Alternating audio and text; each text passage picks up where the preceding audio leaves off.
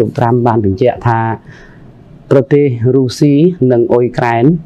អាចនឹងឈានដល់កិច្ចព្រមព្រៀងចុះហត្ថលេខាទៅលើកិច្ចព្រមព្រៀងបញ្ចប់សង្គ្រាមដែលបានអូសបន្លាយអស់រយៈពេលជាង3ឆ្នាំកន្លងមកហើយនេះនៅក្នុងសប្តាហ៍នេះលោកសង្ឃឹមថារុស្ស៊ីនិងអ៊ុយក្រែននឹងឈានដល់កិច្ចព្រមព្រៀងសន្តិភាពនៅសប្តាហ៍នេះតែម្ដងហើយមូលហេតុសំខាន់នោះគឺដោយសារតែលោកត្រាំបានបញ្ជាក់ថាប្រសិនបើរុស្ស៊ីនិងអ៊ុយក្រែនឈានដល់កិច្ចព្រមព្រៀងសន្តិភាពជាមួយគ្នាក្នុងការបញ្ចប់សង្គ្រាមដែលអូសបន្លាយអស់រយៈពេលជាង3ឆ្នាំនោះការធ្វើពាណិជ្ជកម្មរវាងរុស្ស៊ីនិងសហរដ្ឋអាមេរិកអ៊ុយក្រែននិងសហរដ្ឋអាមេរិកនឹងមានទំហំធំធេងជាងប្រទេសណាៗទាំងអស់ហើយប្រទេសទាំងពីរនេះនឹងមានភាពរីកចម្រើនក្នុងរយៈពេលដ៏ខ្លីហើយឆាប់រហ័សទៅទៀតដោយលោកត្រាំបានសរសេរថា both Russia and Ukraine will then start do big business with the United States of America ដូច្នេះការផ្ដល់ជាប្រយោជន៍ទាំងខាងអ៊ុយក្រែននិងរុស្ស៊ីនេះហើយជាចំណុចសំខាន់ដែលលោកត្រាំមានក្តីសង្ឃឹមថារុស្ស៊ីនិងអ៊ុយក្រែននឹងបញ្ចប់សង្គ្រាមជាមួយគ្នានៅក្នុងសប្តាហ៍នេះតាមរយៈការចុះហត្ថលេខាលើកិច្ចព្រមព្រៀងជាចំណុចមួយទៅហើយចំណុចមួយទៀតលោកត្រាំនៅលើកដដែលថាទាំងភាគីអ៊ុយក្រែននិងភាគីរុស្ស៊ីនេះមិនចង់ឃើញប្រជាពលរដ្ឋរបស់ខ្លួនបាត់បង់អាយុជីវិតនៅក្នុងភ្លើងសង្គ្រាមដែលបានអូសបន្លាយអស់រយៈពេលជាង3ឆ្នាំនេះទេដូច្នេះភាគីទាំងពីរនឹងស្វះស្វែងនិងសុខចិត្តបង់ខាតខ្លះដើម្បីចាប់យកសន្តិភាពពីព្រោះសង្គ្រាមមិនបានផ្ដល់ផលចំណេញអ្វីទេដល់ទាំងខាងអ៊ុយក្រែននិងទាំងខាងរុស្ស៊ីហើយម្យ៉ាងទៀតប្រជាពលរដ្ឋរបស់ប្រទេសទាំងពីរនេះបាត់បង់អាយុជីវិតរៀងរាល់ថ្ងៃនៅក្នុងសង្គ្រាមដូច្នេះ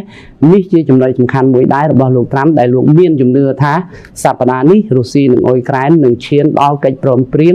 ក្នុងការបញ្ចប់សង្គ្រាមរបស់ខ្លួនចំណុចមួយទៀតពាក់ព័ន្ធទៅនឹងការលើកឡើងរបស់លោកត្រាំដែរគឺសហរដ្ឋអាមេរិកកំពុងតែពិចារណានឹងត្រង់ថាប្រសិនបើរុស្ស៊ីសុខចិត្តចុះហត្ថលេខាលើកិច្ចព្រមព្រៀងបញ្ចប់សង្គ្រាមនៅសប្តាហ៍នេះគឺសហរដ្ឋអាមេរិកអាចនឹងទទួលស្គាល់ជាផ្លូវការនៅតំបន់គ្រីមៀថាជារបស់រុស្ស៊ីដាច់មុខហើយត្រង់នេះខ្ញុំសូមរំលឹកជូនបន្តិចថាអញ្ចេះតំបន់គ្រីមៀនេះត្រូវបានធ្វើប្រជាមតិចូលក្នុងឧបសម្ព័ន្ធចូលក្នុងប្រទេសរុស្ស៊ីកាលពីឆ្នាំ2014កន្លងទៅហើយតំបន់គ្រីមៀនេះធ្វើឲ្យអន្តរជាតិរិះគន់ច្រើនណាស់ថារុស្ស៊ីទៅប្លន់យកដីអ៊ុយក្រែនតែម្ដងយកទៅដាក់បញ្ចូលជាទឹកដីរបស់ខ្លួនសូម្បីតែនៅពេលបច្ចុប្បន្ននេះទោះបីជាសង្គ្រាមកំពុងឆាបឆេះនិងចាញ់ប្រៀបរុស្ស៊ីយ៉ាងណាក៏ដោយក៏អ៊ុយក្រែននៅតែទទូចថាសូម្បីតែតំបន់គ្រីមៀក៏ជាទឹកដីរបស់ខ្លួនដែរប៉ុន្តែលោកត្រាំបង្ហើបថាប្រសិនបើរុស្ស៊ីចុះហត្ថលេខាលើកិច្ចព្រមព្រៀងបញ្ចប់សង្គ្រាមនោះសហរដ្ឋអាមេរិកអាចនឹងប្រកាសទទួលស្គាល់តំបន់គ្រីមៀជាទឹកដីរបស់ប្រទេសរុស្ស៊ីដាច់មុខហើយក៏នៅមានចំណុចច្រើនទៅទៀតដែលប្រធានាធិបតីរបស់សហរដ្ឋអាមេរិកលោកដូណាល់ត្រាំនឹងមានសង្ឃឹមថានៅសប្តាហ៍នេះរុស្ស៊ីនិងអ៊ុយក្រែននឹងឈានដល់កិច្ចព្រមព្រៀងបញ្ចប់សង្គ្រាមទាំងស្រុងរវាងភាគីទាំងពីរដែលអូសបន្លាយអស់រយៈពេលជាង3ឆ្នាំកន្លងមកនេះបាទនៅមានចំណុចមួយទៀតសូមឲ្យលោកសារីមបញ្ជាក់ជូនដល់ទស្សនិកជនផងដែរដោយសារតែភាគីទាំងពីររុស្ស៊ីនិងអ៊ុយក្រែនគឺមានកិច្ចចរចាគ្នាជាច្រើនដងមកហើយថាតើរហូតមកដល់ពេលនេះនៅមានចំណុចអ្វីខ្លះទៀតដែលភាគីទាំងពីរមិនចោះសម្រុងគ្នាដើម្បីឈានចូលដល់ការបញ្ចប់សង្គ្រាមមួយនេះបាទចំពោះចំណុចដែលមិនចោះសម្រុងគ្នារវាងភាគីរុស្ស៊ីនិងអ៊ុយក្រែននេះគឺមានដោយឡែកតាមរៀងខ្លួនអ៊ុយក្រែនគឺមានមហិច្ឆតាចង់ដាក់បញ្ចូលប្រទេសអ៊ុយក្រែនខ្លួនឯងនឹងទៅជាសមាជិករបស់អង្គការ NATO ចំណុចនេះរុស្ស៊ីទាមទារហើយរុស្ស៊ីទាមទារថាអ៊ុយក្រែនត្រូវតែប្រកាសជាជំហរថាខ្លួននឹងមិនចូលជាសមាជិករបស់អង្គការ NATO ទេដូច្នេះរហូតមកដល់ពេលនេះទោះបីជាសង្គ្រាមនៅតែផ្ទុះឡើងក្នុងប្រទេសអ៊ុយក្រែន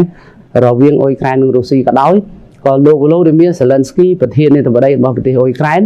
នៅតែប្រកាសថាអ៊ុយក្រែននឹងចូលជាសមាជិករបស់អង្គការ NATO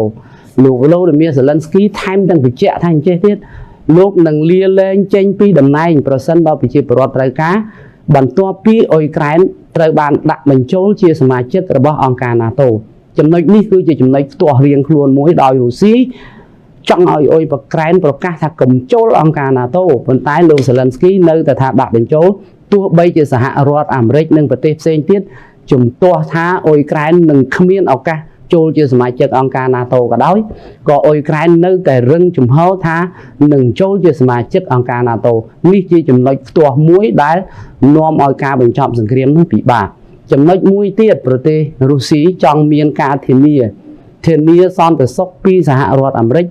ក្នុងក្របខ័ណ្ឌអង្គការ NATO ផងក្នុងក្របខ័ណ្ឌសហរដ្ឋអាមេរិកនិងប្រទេសរុស្ស៊ីផងប៉ុន្តែរហូតមកដល់ពេលនេះសហរដ្ឋអាមេរិកមិនទាន់ចេញជាសេចក្តីប្រកាសឬមិនទាន់បង្ហើបថាតើខ្លួនយល់ព្រមធ្វើកិច្ចព្រមព្រៀងធានាសន្តិសុខឲ្យប្រទេសរុស្ស៊ីឬក៏អត់ជាចំណុចផ្ទាស់មួយទៀតទៅចំណុចផ្ទាស់មួយទៀតអ៊ុយក្រែនទាមទារឲ្យរុស្ស៊ីដកកងកម្លាំងយោធារបស់ខ្លួនចេញពីទឹកដីរបស់ខ្លួនឲ្យអស់នៅតំបន់2ខាងកើតនិង2ខាងត្បូងនោះទើបខ្លួនសុខចិត្តបញ្ចប់សង្គ្រាមជាមួយនឹងប្រទេសរុស្ស៊ីប៉ុន្តែរហូតមកដល់ពេលនេះរុស្ស៊ីមិនបានឆ្លើយតបទៅអ៊ុយក្រែនទេប៉ុន្តែរុស្ស៊ីបានដាក់បញ្ចូលរួចជាស្រេចទៅហើយជាឧបសម្ព័ន្ធរបស់ខ្លួននៅតំបន់4ពីខាងកើតនិង2ខាងត្បូងដែលខ្លួនបានដណ្ដើមយកពីប្រទេសអ៊ុយក្រែនក្នុងពេលដែលមានសង្គ្រាមដូច្នេះចំណុចទាំងអស់នេះជាចំណុចផ្ទាស់ហើយចំណុចផ្ទាស់មួយទៀតនៅត្រង់ថារុស្ស៊ីក៏ទាមទារដែរថាអ៊ុយក្រែនត្រូវតែនៅជាអព្យាក្រឹតហើយអ៊ុយក្រែនអាចនឹងមិនមានសមត្ថភាពយោធាទេជាតំបន់សជាតំបន់ទំនាប់របស់ប្រទេសរុស្ស៊ីចំណុចនេះក៏ទំនងជាអ៊ុយក្រែនមិនព្រមដូច្នេះហើយបានជាការចរចាដែលសហរដ្ឋអាមេរិកធ្វើជាអន្តរការីនោះបានអូសបន្លាយច្រើនខែហើយមួយត្រីមាសហើយក៏មិនទាន់ឈានដល់កិច្ចព្រមព្រៀងបញ្ចប់សង្គ្រាមនៅក្នុងប្រទេសអ៊ុយក្រែនដែរហើយរហូតមកដល់ពេលនេះទោះបីជាលោកត្រាំបានបង្ហើបថាចិត្តបានសម្រេចចិត្តឈានដល់កិច្ចព្រមព្រៀងក៏ដោយក៏ចំណុចដែលនៅខ្ទាស់ដែលខ្ញុំបានជម្រាបជូនខាងលើនេះនៅតែជាចំណុចខ្ទាស់នៅឡើយមិនទាន់មានភាគីណាមួយបន្ទន់អេរយាប័តទេបាទ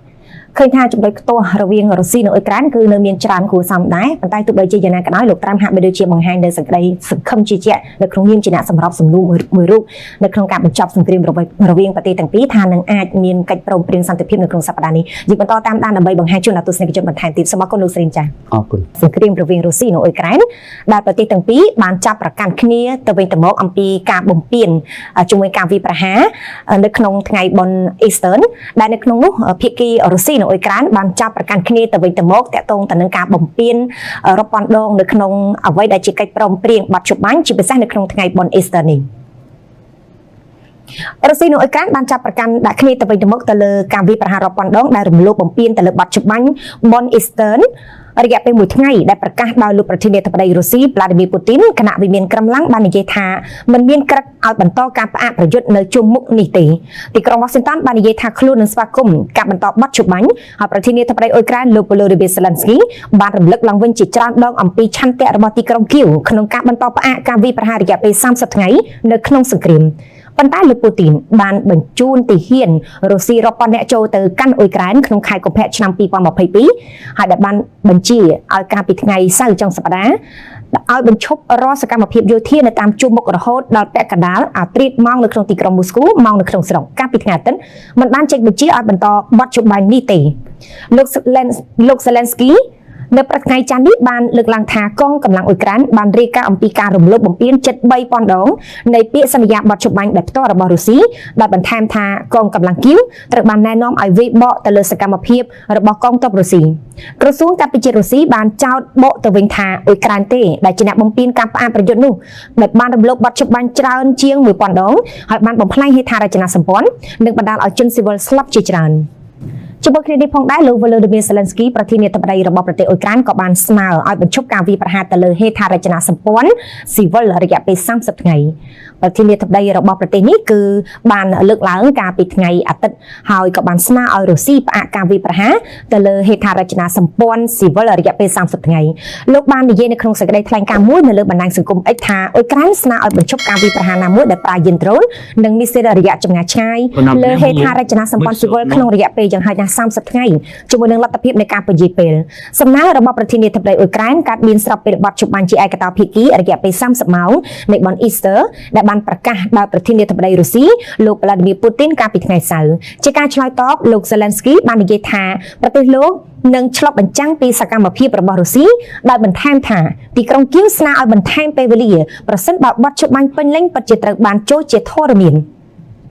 បទជប់បាញ់បានចាប់ផ្ដើមនៅម៉ោង 6:00 នាទីល្ងាចមកនៅក្នុងទីក្រុងមូស្គូហើយនឹងបន្តរហូតដល់ថ្ងៃច័ន្ទពាក់កណ្ដាលអាធ្រាត្រសប្តាហ៍នេះបើទោះបីជាភាគីទាំងពីរបានចាប់ប្រកាន់គ្នាទៅវិញទៅមកថាបានរំលោភបំពានក៏ដោយនៅក្នុងការធ្វើបច្ចុប្បន្នភាពចុងក្រោយរបស់លោកតាក់ទងទៅនឹងបទជប់បាញ់លោក Zelensky បានអះអាងថារុស្ស៊ីបានរំលោភលើបទជប់បាញ់ដែលប្រកាសដោយលោក Putin ជាង 2000 លើកជាមួយការលើកឡើងរបស់ប្រិយសិទ្ធពិសេសរបស់សហរដ្ឋអាមេរិកប្រចាំនៅរុស្ស៊ីនិងអ៊ុយក្រែនគឺលោក Kate Kellogg បាននិយាយកាលពីថ្ងៃអាទិត្យថាក្រុមការងាររបស់លោកប្រធានាធិបតីអាមេរិក Donald Trump នឹងត្រឡប់ទៅកាន់ទីក្រុងឡុងចក្រភពអង់គ្លេសនៅក្នុងសប្តាហ៍នេះសម្រាប់កិច្ចចរចាបទជប់បាញ់ស្ដីពីអ៊ុយក្រែនប៉ុន្តែសមាជិកភាពរបស់អង្គការ NATO របស់ទីក្រុងគៀវគឺពុំមានលើតុចរចានោះទេលោក Kellogg បាននិយាយថាលោកប្រធានាធិបតី Trump បានប្រឹងប្រែងច្រើនជាង90ថ្ងៃមកហើយដើម្បីដោះស្រាយសង្គ្រាមនេះដែលជាចំនួនដ៏ធំបំផុតនៅក្នុងទ្វីបអឺរ៉ុបចាប់តាំងពីសង្គ្រាមលោកលើកទី2ហើយលោកកំពុងជំរុញឆ្ពោះទៅរកដំណោះស្រាយលោក Kellogg បន្តថារឿងសមាជិក NATO មិននៅលើតុពិភាក្សាទេអ៊ុយក្រែននឹងមិនអាចក្លាយជាផ្នែកមួយនៃអង្គការ NATO បានឡើយហើយនោះមិនមែនជារឿងថ្មីទេគឺអាមេរិកធ្លាប់និយាយរឿងនេះតាំងពីខែកុម្ភៈឆ្នាំ2008មកម្ល៉េះជាមួយគ្នានេះលោកបន្ថែមថាកិច្ចព្រមព្រៀងរ៉ែគឺជាផ្នែកនៃដំណោះស្រាយសម្រាប់បទជប់បាញ់ដ៏ទូលំទូលាយនិងកិច្ចព្រមព្រៀងសន្តិភាពអចិន្ត្រៃយ៍គួរដឹងផងដែរថាលោកប្រធានាធិបតីរុស្ស៊ី Vladimir Putin ចង់ឲ្យអ៊ុយក្រែនទម្លាក់មហិច្ឆតារបស់ខ្លួនក្នុងការចូលរួមជាមួយនឹងអង្គការ NATO ហើយឲ្យរុស្ស៊ីគ្រប់គ្រងតំបន់អ៊ុយក្រែនទាំងមូលដែលខ្លួនបានវាយដណ្ដើមយកព្រមទាំងទំហំមានកម្រិតនៃកងទ័ពអ៊ុយក្រែនដើម្បីដោះដូរនឹងសន្តិភាពប៉ុន្តែទីក្រុងគៀវបាននិយាយថាការទាមទារទាំងនោះមានន័យធៀបទៅនឹងការទាមទារឲ្យអ៊ុយក្រែនចុះចាញ់បើទោះបីជាបញ្ហាតានតឹងរវាងអ៊ុយក្រែននិងប្រទេសរុស្ស៊ីកំពុងតែនៅតែបន្តយ៉ាងណាក៏ដោយលោកប្រធានាធិបតីអាមេរិក Donald Trump ក៏បានបង្ហាញនូវក្តីសង្ឃឹមជឿជាក់ថារុស្ស៊ីនិងអ៊ុយក្រែនគឺអាចឈានចូលដល់កិច្ចព្រមព្រៀងនៅក្នុងរយៈពេលប្រមាណថ្ងៃខាងមុខនៅក្នុងតាក់ទងទៅនឹងការលើកឡើងរបស់លោក Trump នេះដោយលោកបានលើកឡើងថាប្រទេសទាំងពីរគឺអាចងាកមកចាប់អារម្មណ៍ទៅលើពាណិជ្ជកម្មជាមួយនឹងសហរដ្ឋអាមេរិកវិញសេចក្តីថ្លែងការណ៍នេះធ្វើឡើងបន្ទាប់ពីការអត្ថាធិប្បាយរបស់លោក Trump និងរដ្ឋមន្ត្រីការបរទេសលោក Marco Rubio ដែលបានគម្រាមថាទីក្រុង Washington អាចនឹងបោះបង់ចោលកិច្ចព្រមព្រៀងឬក៏កិច្ចប្រឹងប្រែងសម្រាប់សម្រួលរបស់ខ្លួនលោកត្រាតែមានការរីកចម្រើនជាក់ស្ដែងលោក Trump បានសរសេរនៅលើបណ្ដាញសង្គម Truth Social របស់លោកកាលពីថ្ងៃអាទិត្យថាសង្ឃឹមថារុស្ស៊ីនិងអ៊ុយក្រែននឹងធ្វើកិច្ចព្រមព្រៀងមួយសប្តាហ៍នេះបន្តមកប្រទេសទាំងពីរនឹងចាប់ផ្ដើមធ្វើជំនួយធំជាមួយអាមេរិកដែលកំពុងតែលូតលាស់និងបង្កើតសំណាងបទច្បាញ់រយៈពេល30ម៉ោងនៃបុណ្យ Easter ដែលប្រកាសដោយប្រធានាធិបតីរុស្ស៊ីលោក Vladimir Putin គឺបានផុតកំណត់នៅក្នុងថ្ងៃច័ន្ទសប្តាហ៍នេះវិមានក្រំឡាំងបានអះអាងថាមិនមានផែនការសម្រាប់ពន្យាពេលទេហើយភាគីទាំងពីរបានចាប់ប្រកាន់គ្នាទៅវិញទៅមកថារំលោភលើកិច្ចព្រមព្រៀងក្រសួងការពារជាតិរុស្ស៊ីបានរាយការណ៍អំពីការរំលោភបំពានចំនួន 1300 លើករួមទាំងការវាយប្រហារដោយកាំភ្លើងធំនិងយានដ្រូន